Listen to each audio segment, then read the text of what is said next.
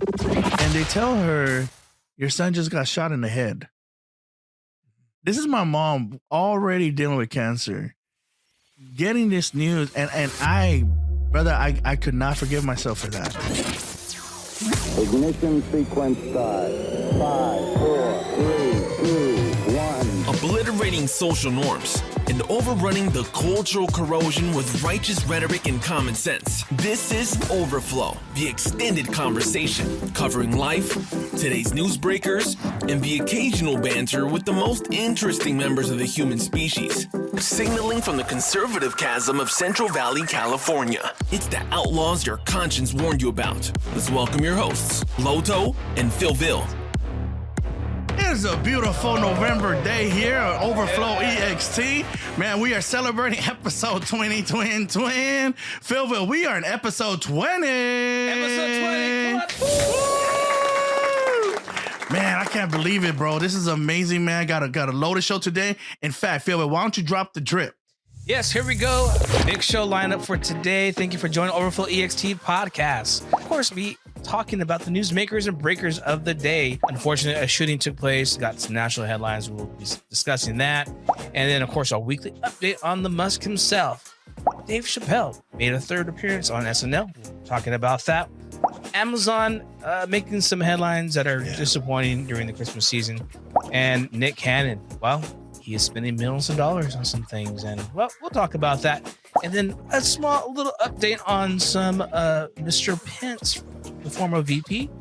And then we'll be talking from the PhillVill's Geek Out Corner, the Black Panther. Plus the extended conversation, sharing personal stories about loss, grief, and healing. And before we do that, Loto, we must check in. There's some things happening with you that you got to share with the folks. What's going on?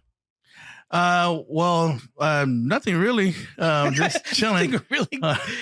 You're old. Yeah. Okay. Man, we got the sound effects live here in the studio from the producer. But this week's been awesome, man. Really got to enjoy something, man. We miss doing as a family. You know, as you know, the Fat Five is already all grown up, man. So they're on to their careers and all that. But got nieces and nephews, man, and I get to, play the cheerleader again at their sports event. So my niece, man, she had a cross-country event this last weekend, and man, it was a lot of fun, brought back a lot of great memories. I think I shared, my whole track nightmare, about when I was young, couldn't finish the lap around Radcliffe. So, but we got to be out there, man, cheering her along, and she did great, bro. Out of like all kinds of kids, I think she came in at about 11th place. So we're just really grateful, man, to get to enjoy those things again as a family. Those are always fun. I love, those are always fun. You and the family, you guys always have sports going on. I remember a good spread there with all the Fab Five. Some great achievements. You know what? On our side over here at the house, there's a controversy taking place, and I don't know, maybe our Overflow extended family. When should you start decorating your house for Christmas? It's not even Thanksgiving yet, and we're kind of like the crossroad. Do we pull out the Christmas tree now? Because we're gonna have some get-togethers, and I'm like, man, I think I'm gonna do it. Loto, how do you feel? I know Maria, don't play that Christmas music right too early. Mm-hmm. Yeah, we're not allowed to play Christmas music before that. But PhillVill, I encourage you, brother, go all out. I'm gonna do it. Everything, bro. Yeah. You don't get to do that. Your girl's gonna be young for only so long. So just go all out, brother. Yeah, and we're gonna have a Christmas tree, and we're trying to decide. There's a big controversy here. Do we have it here or there? I know it's nothing big, but it is, and so I'm pushing for 2 Christmas trees this year. Isn't that crazy? And we're already talking about Christmas. We haven't had the turkey yet. You know what? It's all right. I rather enjoy the Christmas decorations a little bit longer. Plus, Mia loves playing with all the little different ornaments. We put the ones that she could touch on the bottom. So then that brings up a whole nother debate then. Yeah. Should we start a month earlier or go a month later? Because you have people who will have their, Christmas tree up till like June, bro. June? Like, okay, that's all. Christmas in July, and all that. So that's another debate. Family members leave their Christmas lights up on their house. I don't know how many years. It's been up there. They used to be colored lights, but they faded to white now because they've been up for that many years up. Brother, I want to tell you right now. As one of those, heads of the family who leaves their Christmas lights up, brother. That ain't got nothing to do with Christmas, Thanksgiving. That's got everything to do with, I'm tired. I'm done. I ain't bring those lights down. Those lights are staying right there where they're at. They're fine. They're not in anybody's way. So it's a lot of work. Yeah. I'll be honest with you. I started in the beginning doing the lights, and then eventually I know my wife is the one out there with the ladder doing. Oh my gosh. She likes. Yeah, she loves it. She loves putting the lights out there. Good. Yeah. So yeah, Christmas is coming around the corner. But hey, before we move on, I just want to say great time for a great shout out for Matt White last week. He was our first contributor, and so he did such a great job. Now he's back behind the cameras, doing what he does. So didn't he do a great job, Loto? Man, he did amazing, brother. I mean, we couldn't have gotten a better first contributor. The guy knows his stuff, man. That's why I said, man, I'm so impressed and blessed by him, brother. Like he knows his stuff, and so I'm really grateful, that the third man in the room became the third, voice at the table. So that was awesome. But you ready? Well, it's time for It's your news makers and breakers. Loto, once again, tragedy has struck our country. There's a shooting in the University of Virginia. A student who allegedly fatally shot 3 people and wounded 2 others. Yeah, he's now in custody. But I saw this on TV live, the press conference. But it's just a horrible tragedy. Loto, you want to speak a little bit about the tragedy? Just I dread these stories, especially during holiday. They're dreadful on any time of the year, but I've been there where we've lost, we've lost people, during the holidays, and it's one of the biggest mountains anybody ever has to deal with. Yeah, all 3 dead were members of the football team, according to police, with 2 of them found inside a bus after returning from a class field trip to see a play. Very heartbreaking. Yeah. The New York Post is reporting. Well, it's time for a weekly update with Musk himself. Musk has been shaking things up at Twitter. A lot of people are out throwing outrage. Last week we talked about the Exodus, continuing with the great stars of The View that you watch weekly, Loto. Elon Musk is calling Loto a memo out to all the employees that are working remote and basically giving them an ultimatum that you must come back to the office or lose your job. Loto, do you think they should be allowed to continue out there? Or do you think that it's okay for him to do what he's doing? Or what's your thoughts on the Musk saying they must return? Well, first of all, did the View leave yet? Or are they still on Twitter? And then second of all, wow, you have to show up to work. What a concept. Dave Chappelle came back on SNL for the 3rd time, Loto. The thing is, he says that Trump is an honest liar. and then he goes into a whole rig about, that Trump was actually being honest. I don't know where the lie's at. Which part of that was the lie? So, yeah, I mean, again, great comedian and all that, but I don't understand what the lying part comes in with what he just explained. He practically told us that Trump tells the truth. Where's the lie? Depending on the side of politics you look at it through. But if you just take it as comedy, I think it was a win for free speech being on SNL. It's the 3rd time there was a big old strike of the writers walking out or not participating. But hey, comedy is comedy. Even if it's something that we don't believe in. Hey, I believe in free speech. I'm a big advocate for that. Yeah, I don't think. Yeah, I mean, I think that's yeah. We talk about that all the time. Mm-hmm. But again, my whole spiel is just calls him an honest liar and then goes on to say he explain how truthful he was. I'm still waiting for the lying part. It is very unfortunate, though, in this time of season. There's a lot of things that could happen tragically with families, and Amazon. It looks like they're firing over 10,000, largest job cuts in company's history. Loto, the timing is not good, not looking good for Amazon. A lot of families would be impacted. Yeah, I wish they would have done a lot more. I hope they did every single thing they could, to save these jobs, especially with the holidays coming up. But this is the part of the symptom of just the economic conditions that we're in right now. What's his name? Jeff Bezos or John Bezos or yeah, Bezos. I'm sorry. Yeah. I wasn't trying to make fun of his name. I really did. Jeff Bezos, right? Yes. So, he's a boss too. You know, he's an employer. So Yeah. hopefully they're making the best decisions. Hopefully they've done everything before they had to, you know, let someone go, you know, but yeah, no getting around it. Definitely not good timing. Yeah, the 10,000 jobs are being reported from the New York Times, and it's going to be specifically for the technology sectors. Man, you know, again, you know, any loss of job is no bueno. You know, technology, we're in the warehouse and all that. You know, so we just got to pray for everyone that is without a job right now.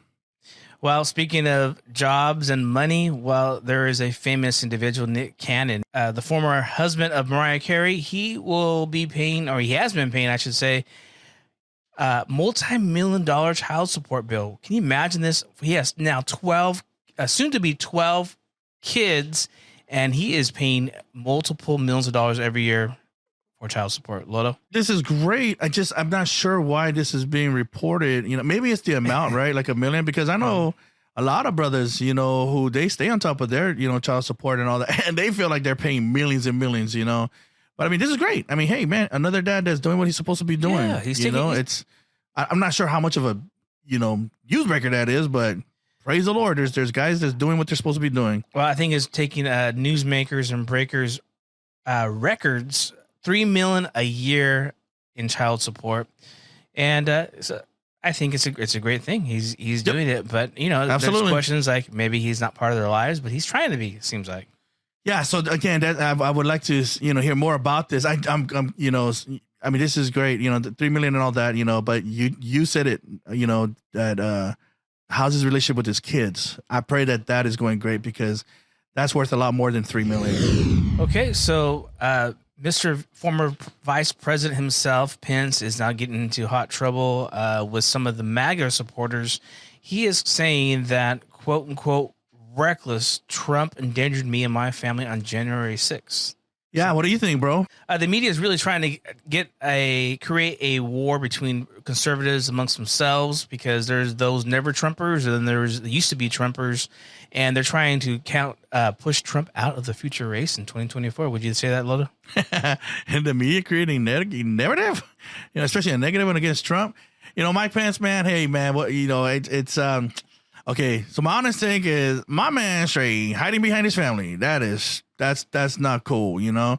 If they were threatening all that, of course, none of us want anybody to be threatened like that, you know.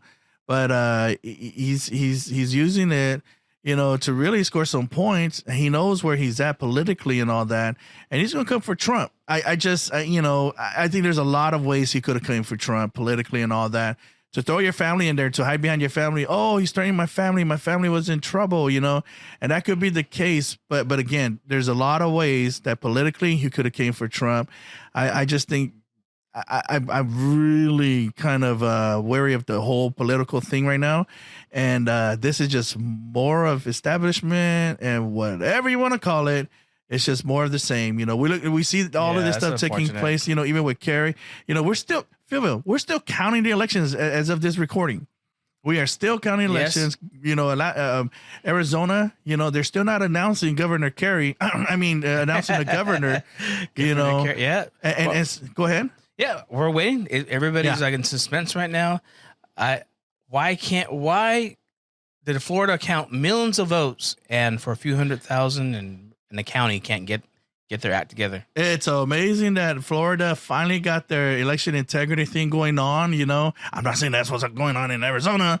I'm just saying it's a very, very, very big contrast. And the only thing I can really point to is Florida has their whole thing locked down. You got little Billy Gate, you know, and Stephen, I forget his last name too, that runs the Maricopa election. You know, and again, they're still counting. There's a lot of people who believe that this is psycho warfare, you know, it's information war, you know, and they're dragging this war out. You know, they're dragging the numbers and the results out. You know, some people have called it bleeding Kerry, you know, out. You know, so we'll see. Her competitor is Secretary of State, runs elections, the fox guarding the hen house, right? And then I saw another piece earlier today that the guy's running Maricopa's election. Again, this is like deja vu. If you think like that, you're right. We dealt with this Arizona in 2020, and the guys that are running this election, the debacle that is, actually launched, according to some reports, they launched a PAC, an anti-Trump and Trump politicians, PAC, back in 2021, I believe. So you talk about conflict of interest or people need to recuse themselves, but it's always only for one side. Geek Out Corner with PhillVill. And Loto, I know we're talking about this. We're planning to see Black Panther. We got some homework we need to do. I feel bad. I wanted to see Black Panther this past weekend. Have you seen it yet? No, not yet. No? Okay. Do you plan on seeing it? You're talking about what is it? Wakanda. Forever. You said earlier. Wakanda. The anaconda or whatever. Aerobics. Yeah. Okay. Not anaconda. What is it again? Wakanda. Yes. Forever. Wakanda. Yes. I Black forgot. Panther, How does that go? I'm still sad over the passing, man, of the original guy. That was sad. Well, the reports, it's really breaking some records at over $180 million. I had no doubt, bro. Yes, I can't wait to see it. Yeah. All right. So that's it for. It's your news makers and breakers. Thank you, PhillVill, for that awesome news makers and breakers. And then, man, we even got to sneak in the PhillVill geek spot of the week, and talk about, Aquanda, Naquanda, Niquanda, something like that. Anaconda, but no, seriously, on a serious note, family, on this episode, we told you months ago, especially after Dad, that we're going to talk about loss and grief. Been doing ministry for a long time. And November is always a special spot for me, because in November and December, you have the world celebrating, Christmas, Thanksgiving, a lot of, these happy holidays. But we don't forget that there are those, to whom the holidays are not so happy.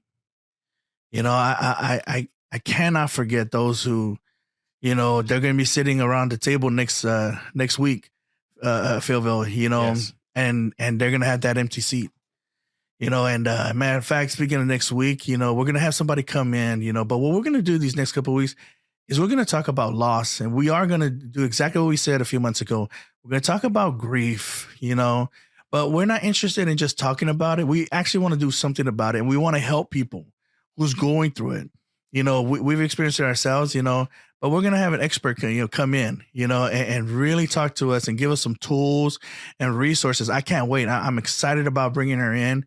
But this week we wanted to share our personal stories, because, we know that there are those out there, who dreads Thanksgiving, like Christmas, like you wish there wasn't a Christmas because of the loss that you're experiencing, the loss that are highlighted, during these times.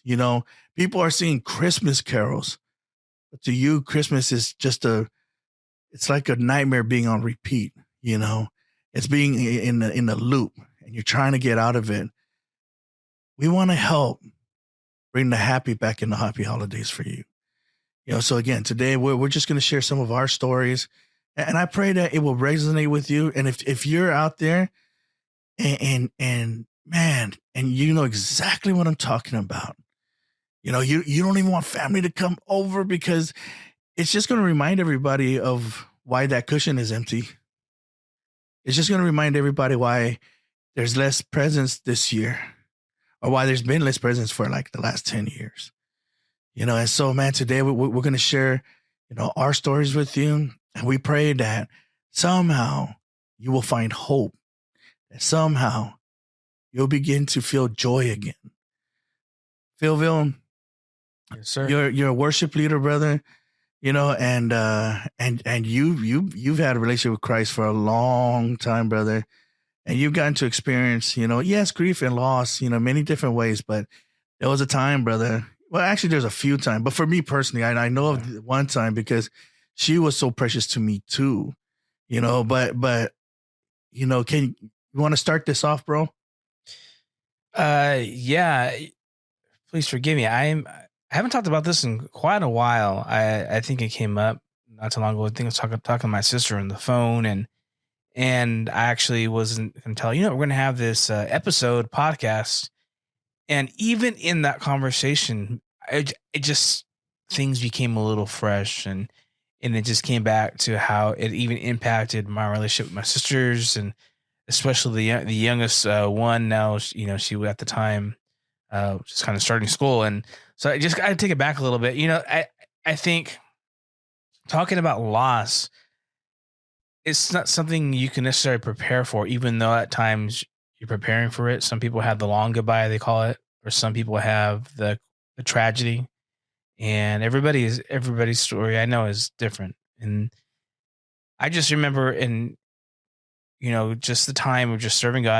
I think I was on staff at Cornerstone, or just a time of transition, I think there. And that's the church that I was attending, a great church family there. Yeah. And I think Nate Franklin was on, one of the pastors that came on, kind of reflect a little bit about it. I remember we were so excited for my younger sister. She just graduated high school, and it was time for her the summer has finished and she was going to be going to college. And my sister Marissa, shout out Marissa, and my sister Jessica, we're all gathered at my dad's house to see her off. And my dad was there, my mom, my parents were divorced, but hey, for the kids, came together and went to go send her off. Now I couldn't go out of town that week for whatever reason. Something was happening, but I knew that I was gonna go visit the following month, and that's down in Long Beach, and Vanguard University. Family's all proud. We're just laughing, taking pictures. And, just sending the sister off, and we're all just excited. And I remember I found out later, my sister, my mom had plans, I guess, to go to, after they graduate, maybe get a place down south together, and just kind of a new season of life, looking forward to it. And so just fast forward, my brother-in-law to be, my sister's boyfriend, we went there to go visit in Long Beach. We had a great time. And I just remember this one thing always popped up. I remember it was a 3-day weekend. I think it was Memorial Day in September, right? And we were like Labor Day. There you go. That's what it was. I knew it was something. I remember that weekend, I had talking to my wife, Naomi, and we're actually talking while she's at church. And I heard my mom in the background, and I think my wife said something about, "Do you want to talk to your mom?" Or she asked her if she wanted to talk to me, and that I was in LA area with my sister. And we'll just talk later. So fast forward, in that weekend, I was texting my mom, and she wasn't responding. And we were already driving back from Long Beach, and it had to be a Monday. And I got to talk to my aunt that lives with my mom, and she says, "Oh yeah, I can't get a hold of your mom. She's just probably out and about with her friends, or just out, just not doesn't have a signal." And okay, well, there's nothing about it. And my sister Jessica, the middle one, said, "Hey, can't get a hold of her." And we're like, "Okay, she'll be fine. We'll get a hold of her." Well, I was kind of at I was attempting to go to vocational school, I think, at one point, like a semester, and that happened to be that time, and I was about to go back to school or something, and I got that call from my cousin. She says, "Felipe, you're sitting down." I'm like, "My cousin, she never calls me, for one." Then she says something like that. I'm like, "Well, what's going on?" And so what ended up happening is that I was picked up, and we found out that my mom, over the weekend, apparently she was healthy. She was petite. She exercised. She took her vitamins, and she had a heart attack, and she was at work. They found her dead that Tuesday morning. At work, apparently she went to work over the weekend and to make some copies for a family barbecue. She was just all about the family, just so to the very end. And she, I guess, found out who she talked to last, and she just said, "Friend, I need to go. I'm not feeling good." She didn't make it past the door in that office, and again, they found her. I I remember just going to work. They went to go see her, and I just like a wailed. I just collapsed there in the front office, in the fire department area, and my wife was with me. She picked me up, and it was a close family. She was there for I don't know how many decades at work, at the job, and so it just changed my life. And I know we're talking about how she died,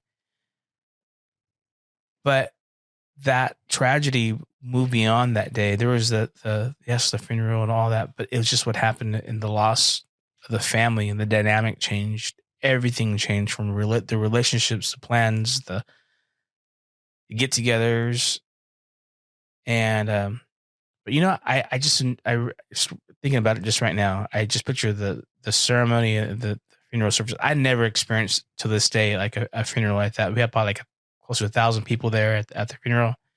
The choir was singing and playing, and my sister spoke, and it's just like a powerful time. And I don't know, Loto, if you remember that. I honestly, I'm trying to remember. Like, you were there, right? You're in the choir. Man, That's right. I'll never forget. I think that might have been like the first time I saw somebody that has such an impact on the church, and somebody that truly, I mean, her passing, bro. I remember very well because it struck the whole church. Yeah. And Cornerstone. Shout out to Cornerstone. It's not a small church, bro. And so I was really taken back by like, wow, all these people have been impacted. And that just stuck out to me. It told me a lot about her, and just how many lives she impacted, but deeply impacted. It wasn't like people were just, oh, I'm so sorry. She's like, no, everybody was devastated, bro. It was like everybody lost their mom that day. Everybody lost their sister. Everybody lost their tia, and it was just, I mean, it literally rocked, the church, the news of her passing. So, yeah, bro, I definitely was there, man. And I still remember the impact even today, and it's like, oh my gosh, we all lost somebody when she passed. Yes. And I know we're talking about it, and I wouldn't do justice to give her honor. She was there. She taught me how to worship. I remember going to school in the morning, and she would just be singing. We sung a song she used to sing. Man, I can't think of it right now, but it will say, for he is Lord, for he has risen from the dead, and he is Lord. Every knee shall bow, every tongue confess that he is Lord. Yes, every knee shall bow, every tongue and wow. The choir sung that, and I know the song kind of came back popular from Kanye, but the God is, God is the joy and the strength of my life. Oh my goodness! My sister to this day, she said, "What was that song Mom will sing?" And she will walk around the house singing, God is the joy, the strength of my life. He removes all pain, all misery and strife. I'm like, oh my gosh. And so I do appreciate that moment, because that revealed the strength of a church family, revealed a family that was said, I've always been here for you. Yeah. And so shout out to my aunts, my grandma. That was so huge. Talking about loss, and that is just so intertwined with every part of your life. It never leaves you. I remember at the reception, a sister, I will say, Sister Diane, shout out to Sister Diane.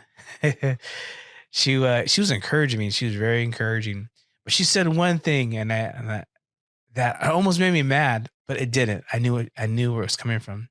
She says, "It's never going to leave you." Yeah. I'm like, wow. You understand? I was the oldest of the family. I had to shut things off. I actually had to bury some things at times during that process, and to get through it, I had to really compartmentalize to kind of handle logistics. But I remember being hit in the head and falling to the ground just middle of the night in the hallway, just collapsing to my knees and just crying out to God. And grief just hits you. And I think grief could hit so many people who are watching. We're sharing this very personal story that I know that there's more people dealing with this. you are going to go through loss at one point in life. So, man, Felipe, you know, and like you said, you know, that there was such a community there, you know, and I definitely want to talk about that, you know, because, you know, I think that's one of the things that we don't take full advantage of. But I've gotta, I mean, if I had to bet anything, it's that there's a lot of things that changed after that, after your mom's passing, and just can you talk about how that impacted everything else? Because I'm sure it did, bro. It's not like you Yeah. lost a friend, you lost a mother. Man, that's a lot, but just a few things that stand out. Mm-hmm. I remember, you know, I've always done worship in church, and I think and I see this happening with other people, that you strive for routine. You know what I mean? Some sense of normality, Yeah. some sense of being normal. And people would say, like, I was playing for the church and the choir and doing worship, and people say, take your time. You don't need to come back right away. Just take some time. And all I wanted to do was just worship with my church family. That's all I wanted to do, was like, nah, I need to be in God's presence. And so, and I think in that time, I just learned how I was the closest to the Lord in that time of loss. Wow. Because the sensitivity, you know how, like, when they say you have calluses in your hands and you sand them down, you can just feel more. I think there's a lot of calluses, that a facade of just routine of the mundane that happens, and that it's just limits and blocks the sensitivity to the Holy Spirit, or the sensitivity of God's voice. And in the moment, all of a sudden you're aware of Praise God. everything that's going on around you. You know, you see it happening in the family. I see it happening in my relationship with God, and I'm not just having conversations that, like, God, man, this is a whole deep conversation that I ever had. You know, in a sense, there's a time of you seem desperate, and then you seem grateful. You seem broken, and then you feel strong at the same time. And those times, and, you know, back to that song, God is the joy and the strength of my life. Like, okay, yeah, that just really, he removes all pain, misery, and strife. Again, it's not the circumstances change. It's just that pain is there. There was a whole nother level there. Now there's a process of you know, going on to. So Answering your question? No, Go ahead. not, bro. Now you're preaching. Okay. Now you're like the preachers we had the last month, like, you know. But no, it's beautiful, and we want to get back to that, because you're hitting it, man. And, you know, but I want to get to where that pain is at, because I think one thing that we do that doesn't help us is we talk about things real quick, and then we move right to the answer. But there's still people stuck in the pain, right? Mm-hmm. It's like they're stuck in the elevator. Like, go back into the elevator and help them out, or get to the next floor. You know, wherever they need to get to overcome, you know, the grief. You know, so, bro, I heard you talk about a moment that I believe you're saying, like, in a hallway or something, and like that grief just hit you out of nowhere. Can you talk about that? Yeah, there was times that, even though I did the best I could to try to be strong for my family and be strong for my sisters specifically, because we lost our mom. Yeah. And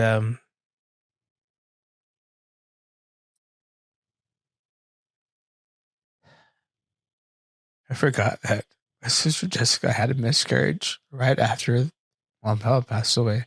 My mom was so happy, looking forward to being a grandmother for the first time. And it all built back up. Sorry, Jessica, but I know she shared the story herself. And that grief just hits you when you're just trying to get through a day, just trying to have a breather. Sometimes you just can't be in control of grief. Mm-hmm.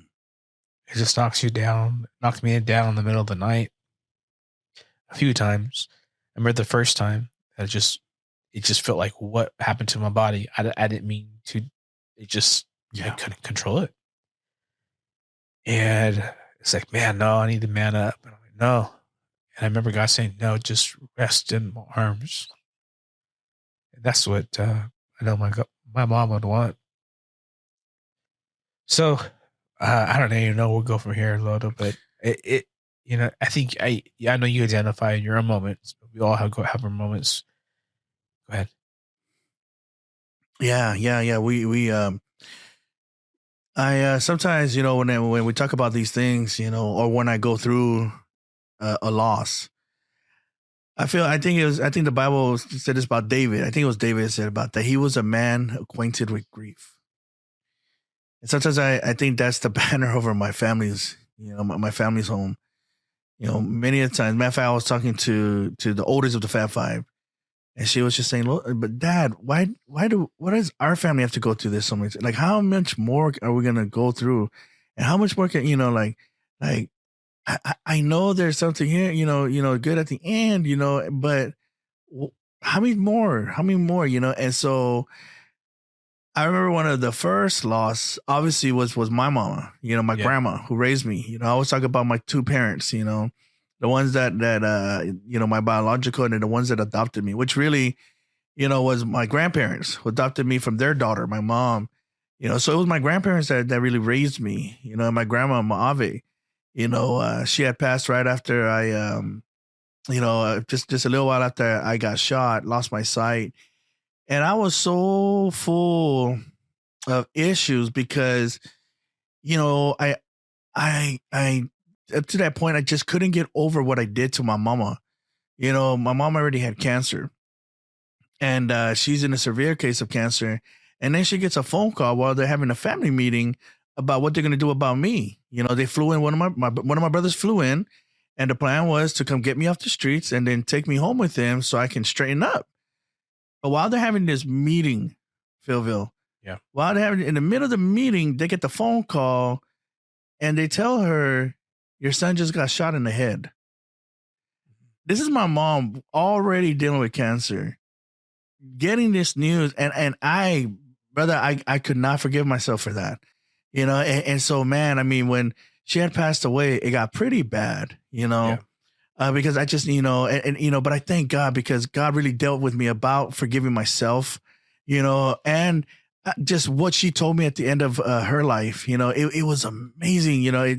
It really, had she not told me these things, I don't know if I'd be sitting in this chair today, bro, because it was really bad. Just, like, man, I cannot believe I did what I did to her, And then the next time, which I think, if I'd be honest, it just rocked my world. And it was probably my first "Where are you, God" moment. And that was Maave. Yeah. Little Maave, my niece.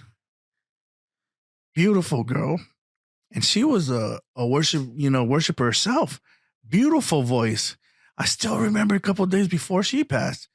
She showed me a song that she was writing. She wanted us to write it together, and she sang it. And I just stood there speechless, like, what just came out of you right now? And it was like just one verse she wrote, and it was so beautiful, And then I get the phone call as she passed, brother. You talk about grief. You can't control it. It will slap you when it wants to slap you. It will punch you right in the gut. It'll bring you straight down to your knees. And man, that her passing was it was so hard because she was just 22 years old. She had just got her new job. I mean, just beginning her life. I mean, really just barely sunning, just barely sun rising, and she was ripped away from us. One thing I will never forget, speaking of community and church, man, I remember one of the things that blessed me so much, bro. I will never forget it. Jessica, Waymeyer now, but she was a little Frankie. I called her Toe Jams, because the car accident that the family got into, in what was it, Vegas or Reno, somewhere over there on the way home, But Jessica, man, bro, I'll never forget that she heard about the passing. She ran and grabbed all of the youth group. And her and Ave, there was a group of girls that was always close. They stuck together like glue. And I remember, just walking into the lobby, and you had this big old circle of youth just crying out to God and praying for Ave and praying for us, Mm. And that right there, and that's why one of the reasons why I'm so big on community, church. Get into a healthy environment, and regardless, just get into a healthy environment. And I thank God, brother, for churches, and so, man, I mean, you had, Ave, and then many people know about my baby sister, and this is my biological side, my little baby sister that we lost a few years ago. And right around this time, man, she had just turned 30, 3 beautiful girls. And Dad called me, and said, Loto, we can't find your sister, so I need you to pray. I was like, okay, Dad. But that wasn't anything new. My girls, they're independent. My sisters, they're totally independent. And so they would just take off sometimes, It's like, no big deal. She probably went fishing. I went, to the next town over, and because they lived in Alaska. And then I get another phone call, Loto, we cannot find your sister. Nobody's heard back. And long story short, I get a phone call back. On the other side of the phone is my weeping father telling me that they just came to the door and informed him they found her car. Excuse me, everyone. But with 2 bodies in there. And the car was already burned down to the tires. And those bodies belong to my baby sister and her eldest. My little baby niece, Nevea, called her China. Man, bro. Talk about another why God moment. And I mean it when I say that, man, our family is well acquainted with grief. And then we know, everybody knows about Dad, and him passing and all that. And look, family, this is not, let's get around the table and tell our stories and be sad and everything like that. No, the reason why we do this is because talking about the story is such an important part to the healing, right, PhillVill? Yes, it is. Most definitely. I bet you anything right now, you just remembered some things as you thought back to Mom, and as you thought back to your sisters and your family, things that we didn't realize the value of it before, or the fragileness of it before. Why? Because when we all go through grief, we're blinded. It's a dark place. So until we turn around, there's things that we miss. And so there's also a lot of misunderstanding.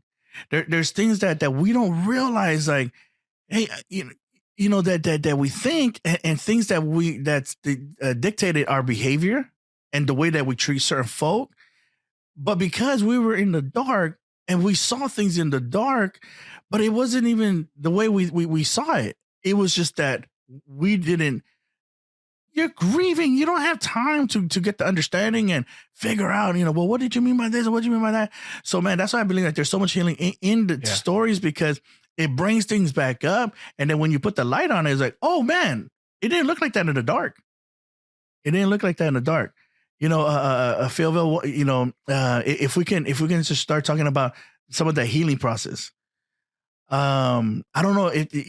Is there anything that your family did together? Like, what was part of that recovery for you personally, let alone, with the family? Was there any of that?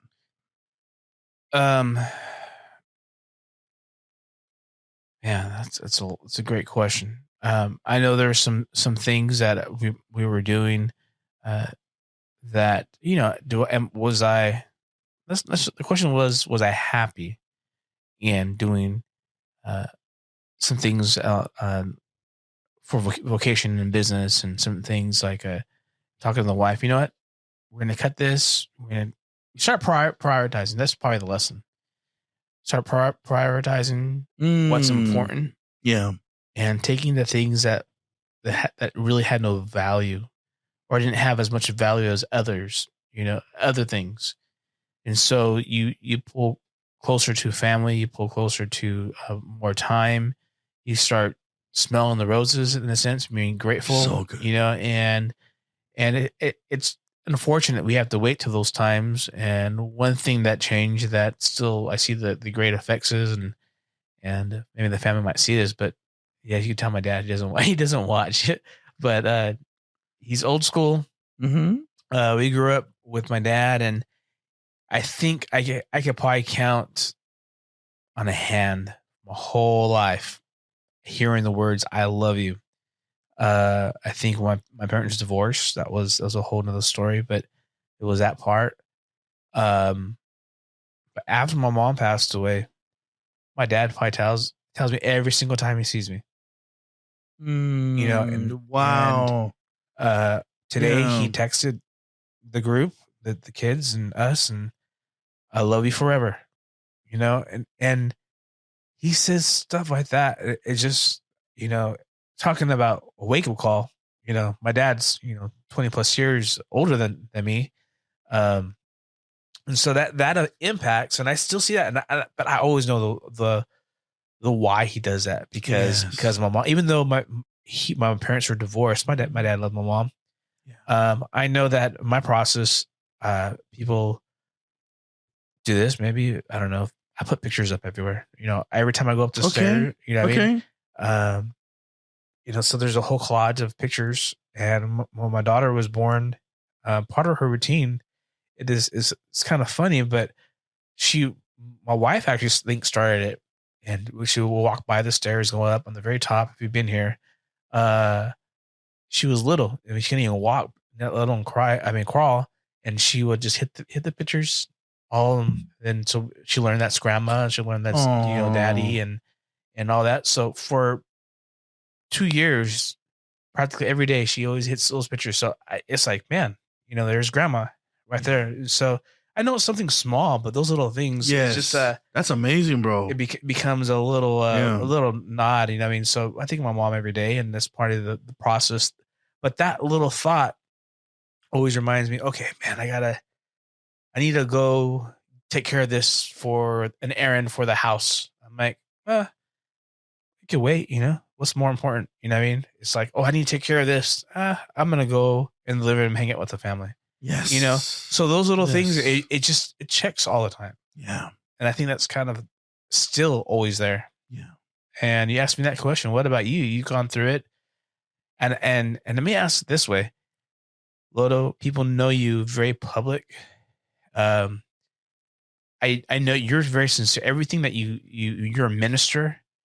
You have, I know we joke about the gift of gab, but you really know how to frame words that really impact lives. You strip all the words away. Brother, I've seen you, in those vulnerable times at times. And how has that impacted you? Thank you, bro. I appreciate that. It's for myself,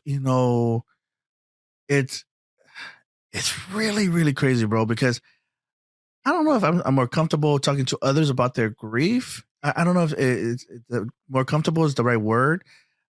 I just, I do it more fluidly, than really just talking about my own grief, because sometimes I think in my head, bro, and this might be just in my head, but sometimes I feel like I'm kind of like not real, like I totally get it, when I'm able to smile through a storm, or I'm able to just get up, man, and hey, everybody, we're going to be okay, man. Dad's passed, and really be the minister, like you said, or be the big brother, or be the dad, or be the whatever I got to be to move everybody forward, and I know that sometimes, some people will think like, oh, well, you have to be like that, you have to be like that, it makes sense, you got to be the positive guy, but no, it's really who I am. It's really who I am, and it's like, it's not this thing that comes on me like, okay, oh man, I gotta be strong for everybody. No, it really is just like who I am. So sometimes I feel like I'm better at just talking about other people and talking to them through their grief, because like mine is surreal. Like it's just unreal. Like, and it almost to the point where I can't even really connect, or I feel disqualified because I don't grieve the same way that a lot of people do, bro. But then that's why I have to get over myself too, and it's like, no, like God's giving me this gift, and that's why he's giving it to me so that I'm able to do what I do and being a blessing to others and all that, and so when you do see the encourager, the exhorter, the admonisher, like, no, that's who he is. Like, go look in his closet, that's who he is. Oh, don't get me wrong. I got all kinds of skeletons in my closet, but really I am that encourager, and because of my faith, like, I know I will overcome this, but still, yes, I do go and I still do feel the pain, and I still do process through all that, and I still do break. And, losing my sister, losing my niece, broke me in half, I mean, so how did it impact me? It caused a lot of bones to break, but in return, it's caused those bones to also have opportunity to heal up. And we know what happens to bones when they heal up. It takes 3 times the force to break it again. So that's why everyone that sees me, bro, and like you said, that's where they see the hard shell come from. It's from all those times. But here's what I would like to share. As far as the recovery and the healing process, right? There's one thing I would really encourage, you family, and PhillVill, if you guys haven't done it yet, if you experience loss, deep loss as a family, man, there's something so beautiful that we did just a few years ago for my niece Ave. It was her 10th year anniversary, and my goodness, her little sister, my precious niece, she came up with this thing where she sent us all a present, and what it was a picture of Ave, and she asked us to go shopping, and for Christmas we're all gonna get together, with the family, and then we're all, but what she wanted us to buy was ornaments. And then she wanted us to take the ornaments and hang it on a tree. But before we hung it up on a tree, to share with everybody what that reminded them about Ave. Oh my! Oh man! Goodness, bro. I mean, you talk about healing. Yeah. This is 10 years after the fact. Yeah. The bone's supposed to be metastasized by then. Like it should already be healing. Oh my gosh, for Felipe, we got around the tree. And man, I mean, we started sharing. And again, you know what happened? We turned back to this very dark area in our lives. And we took time to turn the light on. And then to look at each other. And then to look back. And then we saw. I think for the first time, actually, we saw each other. We saw each other and realized, like, oh man, I'm not as alone as I thought. There are other people in this storm. There are other people, in here, because when you're in that type of grief, it's very easy to forget everybody else, And so it was so awesome, man. It was so beautiful. And we started sharing memories, and we had just the greatest time. We started cracking up because if anybody knows Ave, I mean, Ave is the silliest girl. I mean, we talked about her pink. God created pink for Mojave. Like God didn't just create color. No, he created that for specifically Mojave. That girl was the princess, the queen of pink. We talked about how, in the middle of the night, like 2 a.m, we're watching TV and then you hear from under a blanket, it's Mojave typing away on MySpace. And Facebook. MySpace. Yeah. That's how far back. Wow. And on Facebook, all you hear is just her nails clicking away on the keyboard, on Facebook. Because this is before, everybody really went strong with mobile phones. Yeah. We talked about, you never go with Mojave on a sushi date without your wallet. Because you already know you're going on a sushi date with her, already knowing she doesn't have her wallet. She doesn't have her wallet. She'll always ask, "Hey, uncle, let's go get some sushi, okay?" And everybody will tell you at the end of the meal, "Oh, I forgot my wallet." But it became so normal that you knew you were paying. That's why I always get Philip with that one. I always invite him to lunch, and have him pay for everything. That's an Ave move. But we started talking about it and just laughter, and we know the Bible says that laughter does like a medicine. So if any of you haven't taken the time to reflect That's and so look good, back yeah. like that, brother, I'm telling you, Lassie, I love you and thank you for that, because that really just brought so much healing. And then just really checking up in each other, because my goodness, bro, it was amazing that again, this is years later, and I put a post up, and one of my sisters hits me, private DMs me. Yeah. She's like, Loto, thank you for sharing that. And this is probably one of the strongest person I've known all my life. One of the strongest pillars, somebody that I lean on, somebody that nursed me back to health, And she wrote me and she said, you know what? I thought I was the only one. And it's so crazy, bro, because I had no idea. I had the strongest hero that I've known in my life outside of Christ was broken herself, And it was just one post, brother. Man, I'm sorry, bro. I didn't mean to go way deep into that, but man, I mean, that is so good. it was such a blessing to our family. I encourage everyone to try that at least once. Anything you can share about with the family experience. I was thinking about what you're talking about. Okay. Is actually before you come to me, it's just what I noticed in those seasons. I was on the side, just I wasn't kind of there when you're in the earlier ones. But I remember going to your house around that time. And I remember, what was the house for Blackstone? Yep. Garland House. Yeah, the Garland House. Mhm. And walking in, bro, those watching Loto, I know at church you hear him pray and worship. But if you go to his house, that prayer and worship is coming from that bedroom. And man, that strength that you've been a great example. So what I know when you say you those things, you've gone through those different seasons, but I just appreciate your relationship with the Lord. Thank you, bro. And that those times that you've gone through, I don't know how you've gone through it, but I know how you've gone through it is with the Lord. It's like when I ask you how you're doing it, I have to kind of go by your cues yourself, because it's like, I know you're not deflecting, but really you're like more concerned about other people, how they're doing, because it's like, I'm not saying you have it all together, but what your source and your strength. And I appreciate that. I really do. Thank appreciate you, bro. that. Praise God. In those many seasons. Again, we've been friends for, you're like 10 years older than me, but that, what is it with that though, bro? I just seriously, everybody thinks like I'm not, like even like people from back in the days, like when they find out that I'm actually the youngest out of everybody in the hood, they're like, wait, what? You're the youngest. I'm like, what is it? Like, I have gray hair. It's like, I don't know what. Saeli, my precious baby, she said, Dad, you just have an old soul.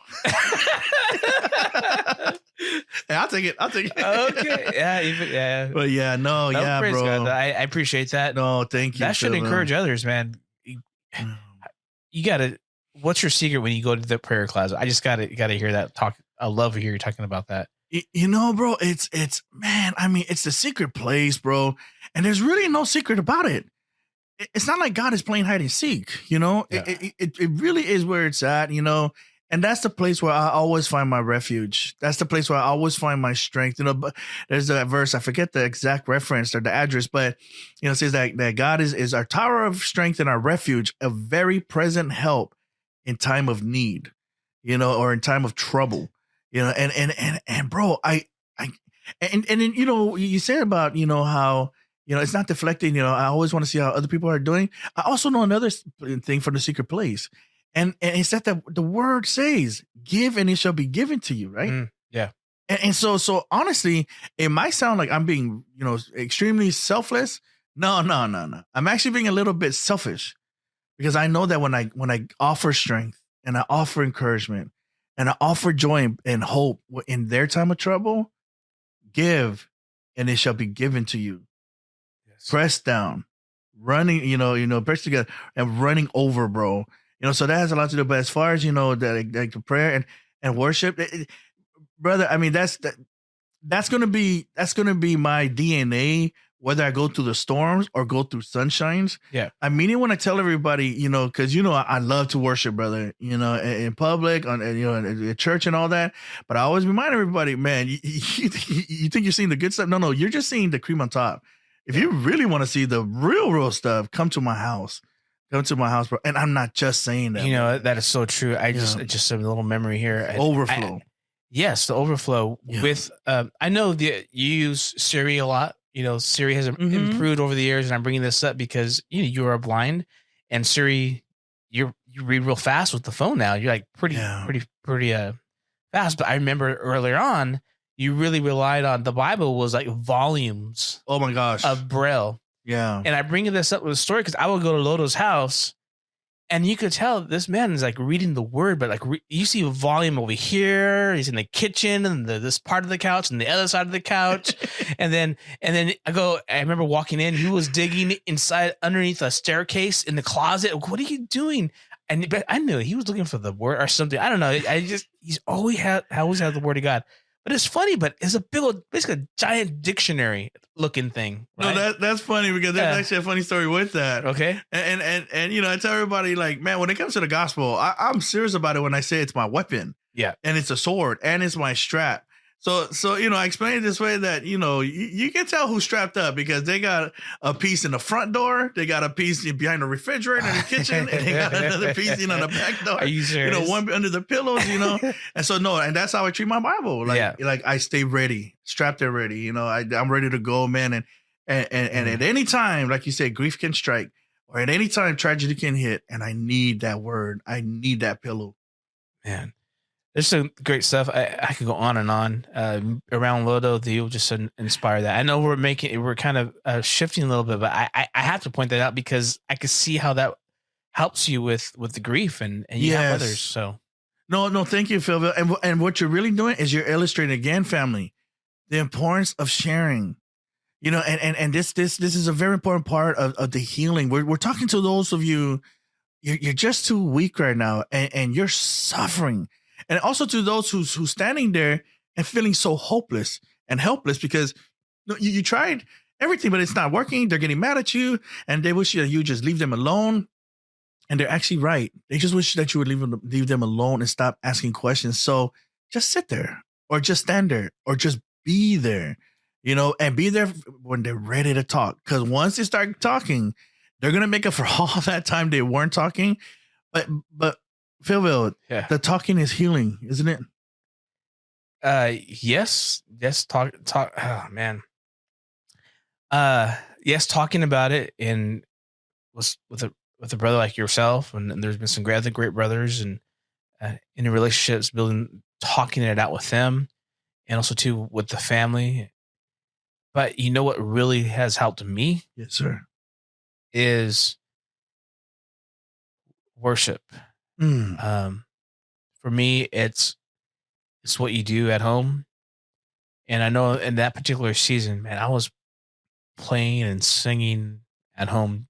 I was on the guitar or keys and I think that hunger and desire to, I didn't even realize it till now. Just there was a shifting. I know people know me as leading worship.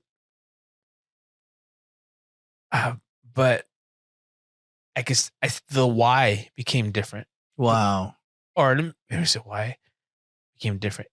The why, what was the why, took another equation, added more to that why. So that why and this new why equaled something different on the output. And so, and the ministry with Verge and everything that kind of started happening. And so anyways, God has just been faithful all these years. And that has been a very pivotal part in my life, and my wife's life, because it affected all of us. But I thank God for ministry. I thank God for church family. And I know other people has impacted a lot more grief than that, but that's what I went through. Man, PhillVill, I'm so glad that we took time to talk about this, and again, family, we're going to spend 2 weeks on this because this is so important. We know that there's many of you out there, that almost want to shelter yourself from the holidays because you don't want to feel those feelings anymore. So we're gonna help. We want to make sure that we put some tools in your hand, because we're not just gonna tell stories. The story is great, it's powerful, it's effective. But then there's some practical tools that you'll need, and it will help you move through it. And that's why, again, next week we're gonna bring in a great expert, and she's gonna talk about just her own experience. This is somebody that actually teaches others on how to help others, with grief and loss. So I cannot wait to get into that, but man, for those of you that's finding yourself, grieving, and you almost feel like there's no hope. You almost feel like there's no point of moving on. You're not the only one. There are other people with you in that storm with you, other loved ones. And if you feel like you have to lay down and just cry for the rest of the day, do that. Grieve hard, cry, and cry your best cry. Get it all out. Grieve for as long as you need to. But that's the thing. As long as you need to. Because there's going to come a time when now you have to get back up and get back to the living. Get back to those who are still here with you. In fact, some of those are going through the same pain, and they need you. They need you. The ones that have passed on, the greatest way that we honor them is to love those who they loved as well. And to love those who they're not here for to love anymore. To go on to accomplish the dreams that they've always wanted for you, because they loved you and they knew about your dreams. So go accomplish those dreams. Again, grieve and grieve hard. But when it's time to get back up and get back to life. Find yourself a great community, because no one should ever go through grief by themselves. And reach out. So many times our loved ones will reach out to us and say, "Are you okay? Are you okay?" And it gets annoying and it gets irritating sometimes. But you gotta at least let them know. Send them a text, or just, I'm okay. Just let me be for now. I am okay, because they are scared out of their mind that something worse is going to happen to you. So at least let them know that. And then for those of you that have loved ones that's going through the grief, again, it's more than enough to just sit there and be present with them. PhillVill? Yes, sir. I hate to put you on the spot, brother, but can you pray for us? Yes. God, we just thank you for today, that we were able to be just transparent in your presence, God. I pray that what we talked about grief and loss, that people that are listening or watching it could inspire others, God. I pray for strength that need it right now, the encouragement that need to be encouraged in their mind, their heart. Maybe, God, they just need to be shown a little bit of love, God, in your presence, God. Let you be revealed in the moments of loneliness, in the moments of just despair. God, we just dedicate this episode to you again, and be with us. I thank you for this opportunity to share from our hearts and being transparent. We ask this in your name, Jesus' name, pray. Amen. Amen. Man, this was talking about healing, just talking about these things is very close and personal to each of us. And man, this is what it's all about, the overflow, right? And thank you for joining Overflow EXT podcast. Yeah. And thank you for listening and watching it, just being part of this. You are truly an extended family. Get the word out. Like, share, subscribe. We want to get the word out what God is doing, and there's more things to come. We look forward to see you next week on the podcast. And Loto, Matt, why you crying? Why you crying? Why you crying? On behalf of Matt, the third man in the room, PhillVill, everyone, we love you and thank you again. Like PhillVill, thank you for joining us. Get out there and subscribe. Hit that button. Share it with your loved ones, because everybody needs some flow in their lives. God bless you. See you next week. You've been listening to Overflow, the extended conversation, obliterating social norms and overrunning the cultural corrosion with righteous rhetoric and common sense. Thanks for listening. If you enjoyed the show, make sure to like, rate, and review. And we'll be back soon. But in the meantime, hit us up on social media at Overflow EXT. Lord bless, and we'll see you next time on Overflow, the extended conversation.